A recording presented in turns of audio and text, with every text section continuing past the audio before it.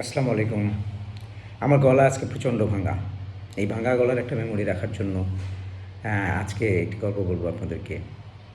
গল্পটি ওশো লেখা একটা বই থেকে নেয়া। প্রেমের গল্প, ভালোবাসার গল্প। একদিন প্রচণ্ড ঝড়, চারিদিকে বেরোনোর কোনো উপায় নেই। একজন হাজব্যান্ড এবং ওয়াইফ ঘরের মধ্যে আঁটোসাঁট হয়ে অপেক্ষা করছে কখন ঝড় থামবে। তো প্রচণ্ড বাদল, প্রচণ্ড ঝড় হচ্ছে চারিদিকে। কিছুক্ষণ পর তারা অনেক দরিদ্র ফ্যামিলি, ছোট্ট একটা ঘর। এর মধ্যে একজন দরজায় নক করেছে রাতের বেলা, ঝড় হচ্ছে তখন। তো হাজব্যান্ডটা ওয়াইফকে বলল যে, তুমি দেখো তো কে এসছে এই ঝড়ের মধ্যে। তখন ওয়াইফটা বলল যে, আমরা এই ঝড়ের মধ্যে কেন দরজা খুলবো, কী দরকার? তো বলছে, না, উনি হয়তো বা বিপদে পড়ে এসছে, উনি হয়তো বা ঝড়ে কারণে একটা আশ্রয় খুঁজছে, খোলো না তুমি দরজা। তো বলছে যে, দরজা খুলে কোথায় তুমি তাকে রাস্তায় জায়গা দিবা? আমাদের ঘরে আমরা দুইজনই কোনো রকম শুয়ে আছি, এখানে তো আর কোনো মানুষের জায়গা নাই। তো বলছে যে, তুমি ডাকো না, লোকটা তো বিপদে পড়েছে, তাকে আমরা রুমে ঢুকাই, যদি জায়গা না থাকে শোয়ার মতো, আমরা বসে রাতটা কাটিয়ে দেব। তারপরে ওয়াইফ দরজা খুলে দেখে একজন আগন্তুক লোক। উনি এসে বসলো, বসে কথাবার্তা বলছে, বিভিন্ন গল্পগুজব করছে।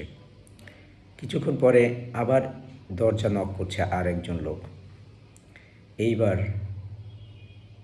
ওয়াইফ বলছে, আমি আর কাউকে এখানে জায়গা দিতে পারবো না, কারণ এখানে আর কোনো জায়গা নেই। স্বামীটা বলছে যে, উনিও হয়তো বা কোনো বিপদে পড়ে এখানে এসছে, দাঁড়াতে পারছে না, বাইরে প্রচণ্ড ঝড়, তুমি খুলে দাও দরজা।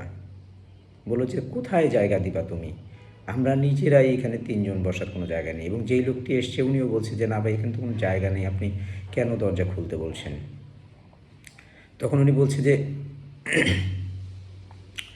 আমরা তো কষ্ট করছি, আর একটা মানুষের উপকার হলে না হয় আরেকটু কষ্ট হবে আমাদের, আমরা বসতে না পারলে আমরা দাঁড়াবো।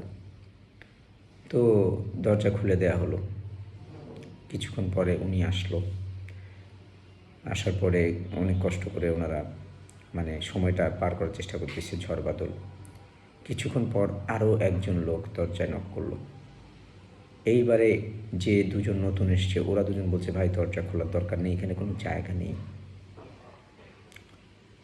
তখন ভদ্রলোক বলল যে, দেখেন, আপনারাও কিন্তু বিপদে ছিলেন, আপনাদেরকেও কিন্তু এই ঘরে জায়গা দিয়েছি এই রাতটা, এই কঠিন সময়টা পার করার জন্য। আরও একটা মানুষ যদি আসে, আমাদের তেমন কষ্ট হবে না, আমাদের যেভাবে আমরা চিপাচিপি করে দাঁড়িয়ে আছি, আর একটু কষ্ট করে আমরা দাঁড়াবো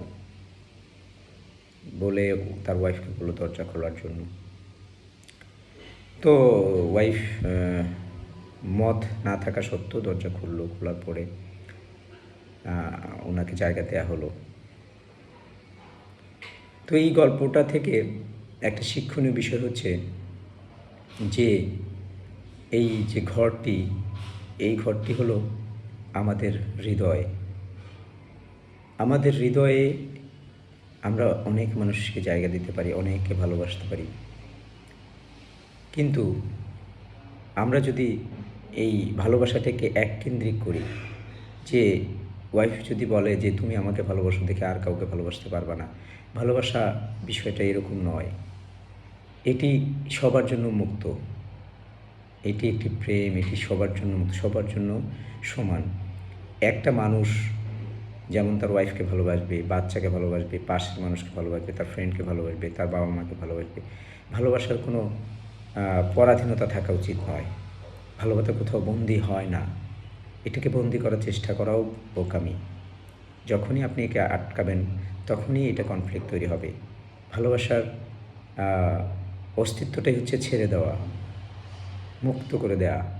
আপনি ভালোবাসা শুধু দিতে পারেন, এটাই তার মর্ম, এটাই তার ধর্ম। তো এই ভালোবাসা, হৃদয়ের ভালোবাসা, এটা শুধু হৃদয়ে থেকে দেয়া যায়। এটার সাথে শারীরিক বা ম্যাটেরিয়ালিস্টিক কোনো জায়গা নেই। ভালোবাসা, এটা প্রেম, এটা উন্মুক্ত, এটা হৃদয় থেকে দেয়া যায় না। হাজার মানুষকে ভালোবাসা যায়। সবার জন্য ভালোবাসা উন্মুক্ত থাকবে, উন্মুক্ত থাকা উচিত। এইটাই এই গল্পের মূল শিক্ষণীয় বিষয়, যে আমরা অনেক মানুষকে আমাদের হৃদয়ে জায়গা দিতে পারি। এটার জন্য কারচুপি করার কোনো অর্থ হয় না। আসসালামু আলাইকুম। দেখা হবে নেক্সট এপিসোডে কোনো একটি গল্প নিয়ে। আসসালামু আলাইকুম।